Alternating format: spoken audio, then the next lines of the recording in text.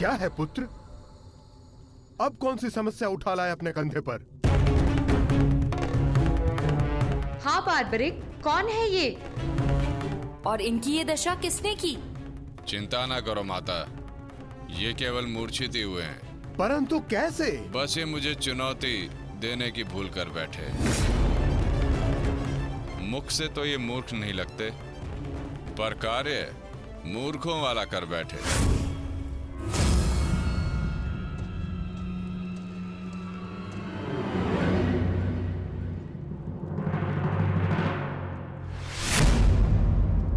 पिताश्री!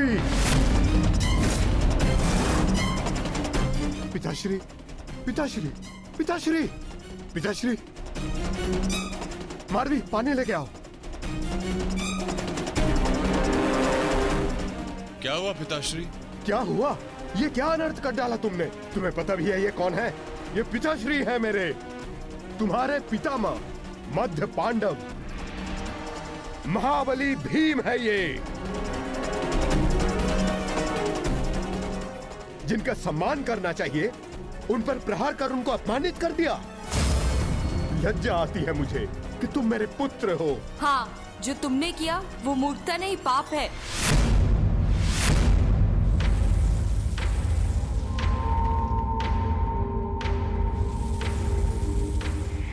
रुको।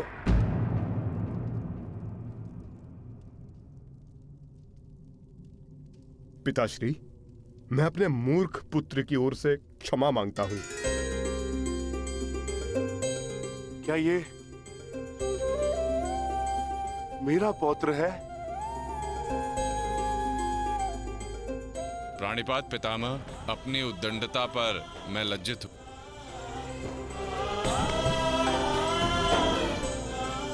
और मैं गर्वित हूं कि तुम मेरे पौत्र हो।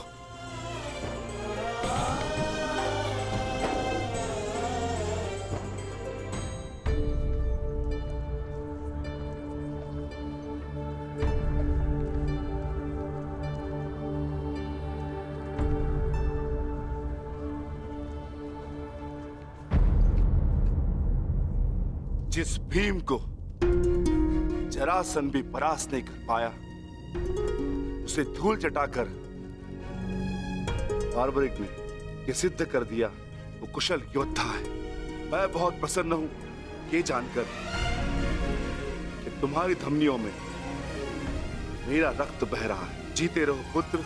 आज बहुत समय के पश्चात तुमसे द्वंद्व करके मुझे बहुत आनंद आ गया। परंतु पिताश्री, आपके यहां आने का प्रयोजन क्या था? प्रयोजन है पुत्र, और वो प्रयोजन तुम्हें और बार्बरिक को सिद्ध करना होगा। आदेश दीजिए पिताश्री।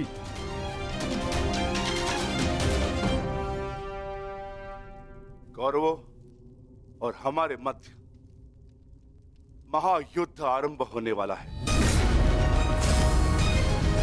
तुम मेरे वंश के वीर हो। हमारे पक्ष को शक्तिशाली बनाने के लिए मुझे इस महायुद्ध में मेरे परिवार की आवश्यकता है। मुझे मेरे कुशल और बलवान पुत्र और पौत्र की आवश्यकता है। क्या तुम मेरा साथ दोगे? हम आपके आदेश के अनुपालन के लिए प्रस्तुत हैं पितामह। इस युद्ध में आपके लिए प्राण देना हमारे लिए गर्व की बात होगी। मेरा परिवार मेरे साथ है, तो इस महायुद्ध में हमारी विजय निश्चित है।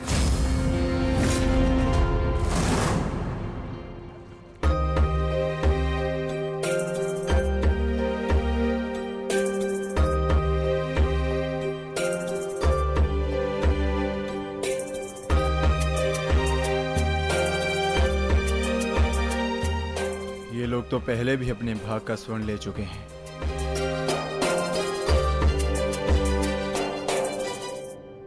ये लीजिए माते। पुत्र, ये युद्ध संसार के इतिहास का सबसे भीषण युद्ध है। क्या तुम्हें भय नहीं लग रहा? माते, क्या आपको अपने पुत्र पर विश्वास नहीं है? मैं एक योद्धा हूँ और मेरा जन्म एक दैत्य परिवार में हुआ है। युद्ध से भयभीत होना न एक योद्धा का धर्म है और न ही दैत्य का गुण। आपके पुत्र का कौशल युद्ध में निसंदेह महत्वपूर्ण साबित होगा। मैं नहीं जानता कि कौन उचित है और कौन अनुचित, कौन दोषी और कौन पीड़ित। मैं युद्ध लड़ूंगा तो केवल न्याय के लिए। अपने रण कौशल, प्रतिभा और साहस से सबको आश्चर्यचकित कर देगा आपका पुत्र। मुझे तुम पर गर्व है पुत्र। मैंने स्वयं को वचन दिया है माते कि युद्ध में मैं निर्बल पक्ष की ओर से ही लड़ूंगा। चलें पुत्र। अवश्य पिताश्री।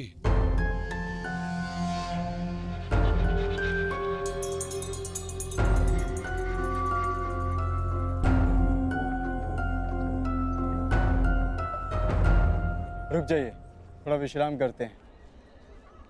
कुछ समय पश्चात पुनः प्रारंभ करें।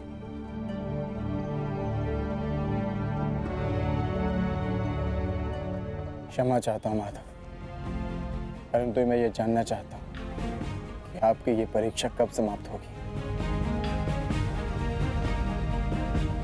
अभी तक तो मैं आधा पर्वत भी नहीं बांध पाया और थकान सा अनुभव कर रहा हूँ। पार्थ, अभी तो तुम्हारी परीक्षा का आरंभ हुआ है और तुम इतना शीघ्र थक गए। थक तो मैं गया ही हूँ माधव, परंतु पराजय स्वीकार नहीं करूंगा। क्षमा चाहता हूँ माधव, परंतु अभी तक मुझे आपकी इस परीक्षा में आपका उद्देश्य समझ नहीं आया। ठीक है पार्थ, मैं तुम्हें अपना उद्देश्य बताता हूँ। इस कहानी का दूसरा कोण तुम्हारे समक्ष लाता हूं। अब तुम्हें स्वर्ण नहीं बांटना है, बस यहां खड़े रहकर जो कुछ भी घटित होगा उसका साक्षी बनना है।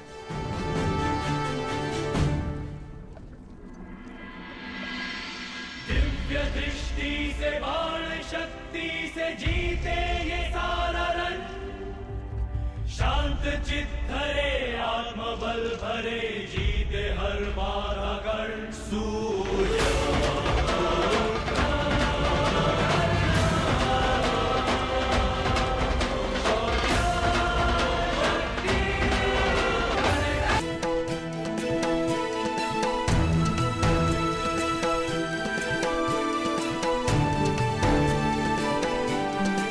प्रणिपात वासुदेव।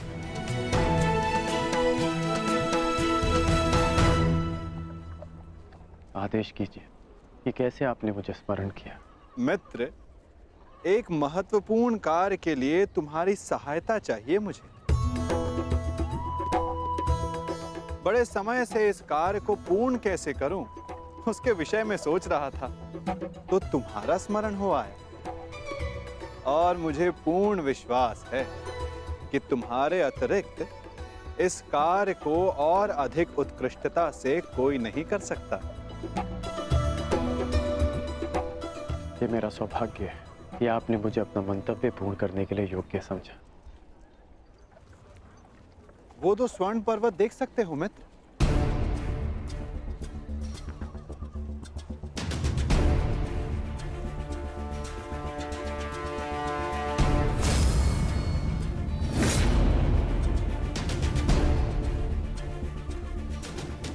अब इन स्वर्ण पर्वतों पर तुम्हारा अधिकार है और मैं चाहता हूं कि इन स्वर्ण पर्वतों को तुम समान मात्रा में बांटकर इन ग्राम वासियों में दान कर दो। परंतु एक बात का स्मरण रखना मित्र, इन दोनों स्वर्ण पर्वतों का सारा स्वर्ण दान करना होगा। जो आदेश वासुदेव।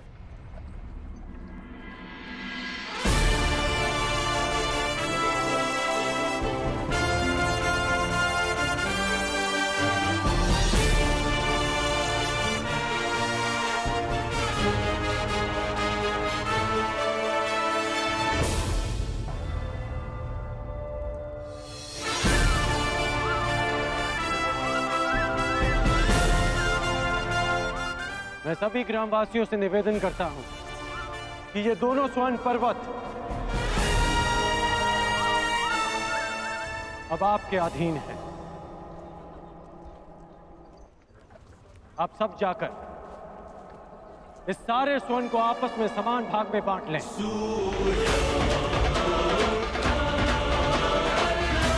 जाइए।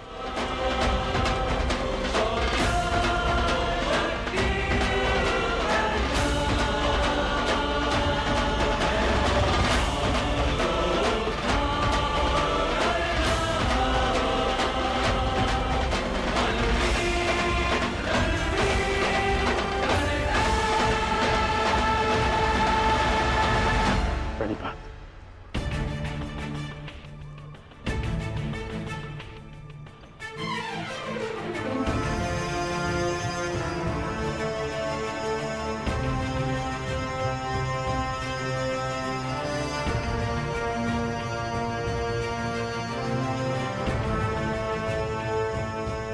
तुम्हें ये स्वर्ण इन ग्रामवासियों में बांटना था, परंतु तुम भी इन ग्रामवासियों की भांति ही इस स्वर्ण के प्रति आकर्षित हुए। कदाचित तुम स्वर्ण को ऐश्वर्य और सम्मान प्राप्त करने की वस्तु समझते हो। तुमने अपने अनुमान से इस स्वर्ण को इन लोगों में दान किया, परंतु तुम्हें इसका ज्ञात नहीं था कि किसको कितनी आवश्यकता है। और कर्ण के मन में इस स्वर्ण को लेकर कोई आकर्षण, कोई लालच नहीं था पार्थ।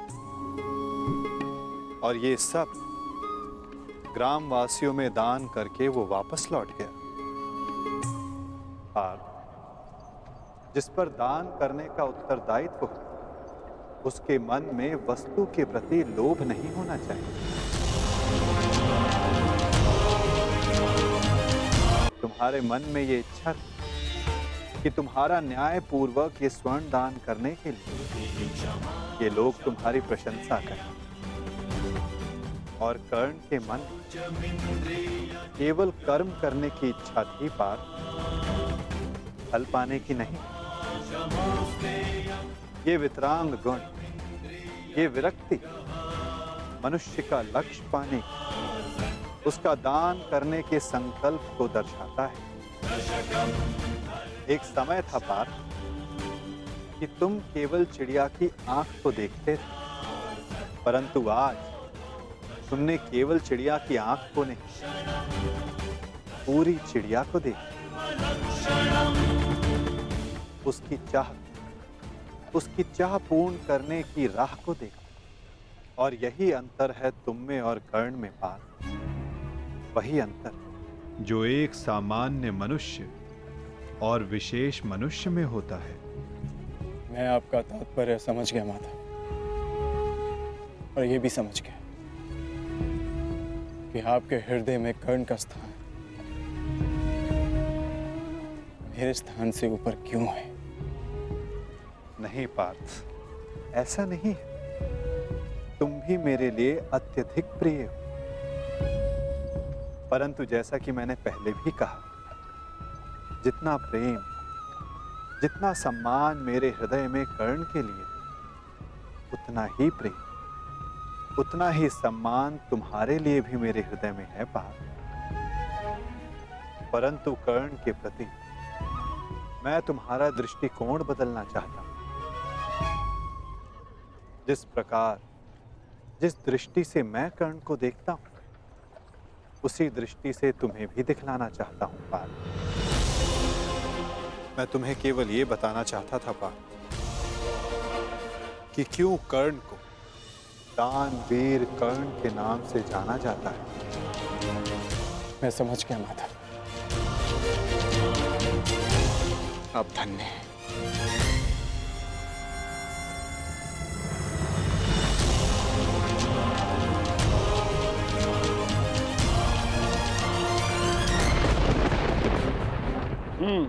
बड़ा दानवीर है ये कर्ण वासुदेव।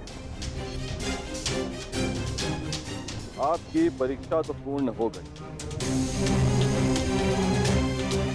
अब मेरी बारी। अब मैं बताऊंगा कि दानवीर होने के नाम पर कितना बड़ा ढोंग कर रहा है ये कर्ण। अब केवल अर्जुन को ही नहीं, पूरे संसार को ज्ञात होगा ये सूर्यपुत्र कर्ण कितना महान दानवीर है।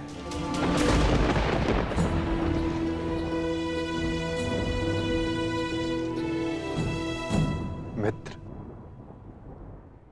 तुम्हारी परीक्षा अभी पूर्ण नहीं हुई है। तुम्हारी इस दानवीरता की सबसे विकट परीक्षा अभी शेष है मित्र, और उस परीक्षा में सफल होने के लिए तुम्हें बहुत बड़ा मूल्य चुकाना होगा। तुम्हारी उस परीक्षा के समक्ष मेरी ये परीक्षा मानो बालकों का खेल सिद्ध होगी मित्र। सावधान रहना। आप जानते नहीं कि आज मैं कितना प्रसन्न हूं कि आपको मेरी चिंता है, कि मैं आपके मन में बसता हूं। अब मुझे और कुछ नहीं चाहिए। अब यदि मैं अपने प्राणों को भी दान में दे दूं, तब भी सदा मैं धनी रहूंगा।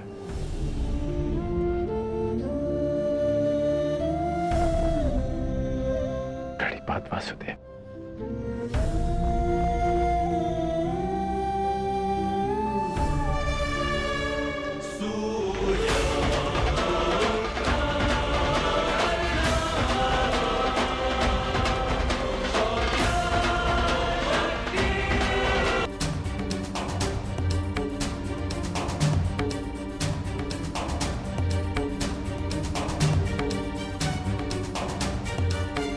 क्या हुआ माधव?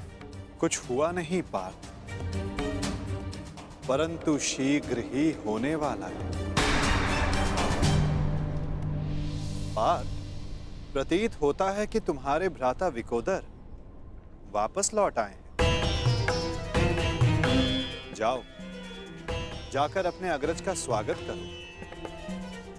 जाओ पार्थ। आप नहीं आएंगे माधव? तुम जाओ पार्थ, मैं कुछ समय पश्चात आता हूं।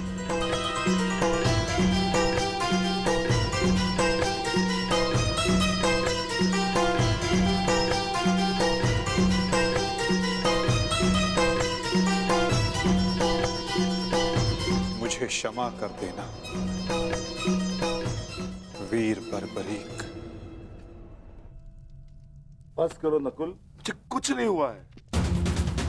कुछ नहीं हुआ? राधा भीम, आप अपनी दशा देख रहे हैं? किसने किया ये सब? बस एक बार उसका नाम बता दीजिए, जीवित नहीं छोड़ूंगा उसे। मैंने।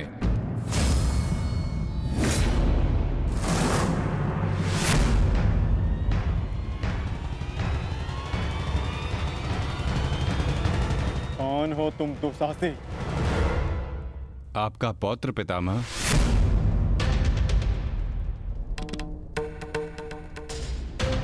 घटोत्कच पुत्र बर्बरीक हूं मैं।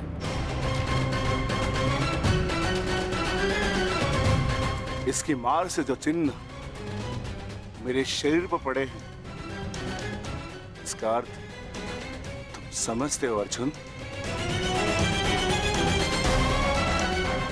इसका अर्थ है कौरवों पर हमारी विजय तो निश्चित है अनुज।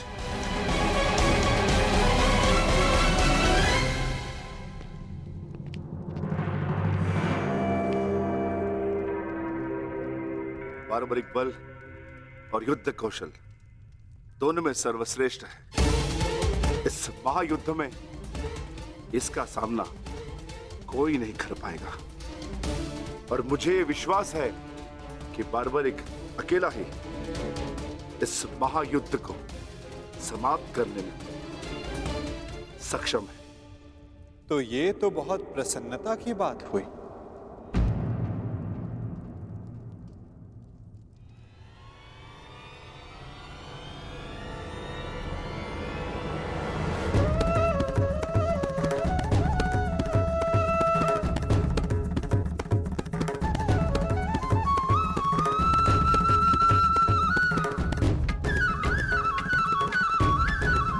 वासुदेव, ये मेरा पौत्र बार्बरिक है। बार्बरिक, ये मेरे भगवान कृष्ण।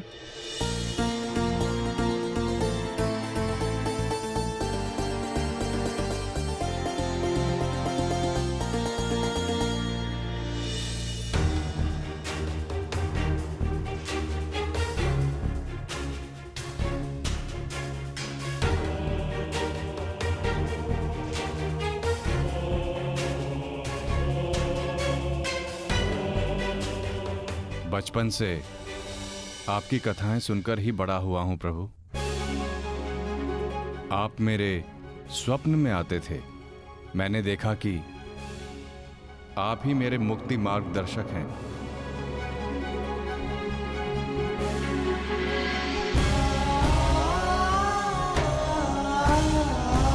आप ही मुझे मेरे परम लक्ष्य तक पहुंचाएंगे ना प्रभु?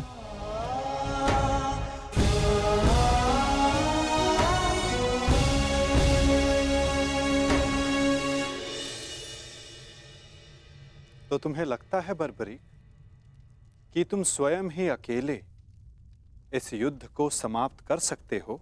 आप आदेश दें तो। और ऐसा करने के लिए तुम्हें कितना समय चाहिए बर्बरी?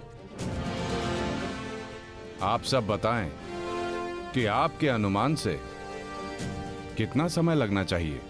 जो भीम ने बताया उसके अनुसार 1 माह, 1 पखवाड़े में भी हो सकता है, 2 दिन। नहीं, केवल 1 दिन।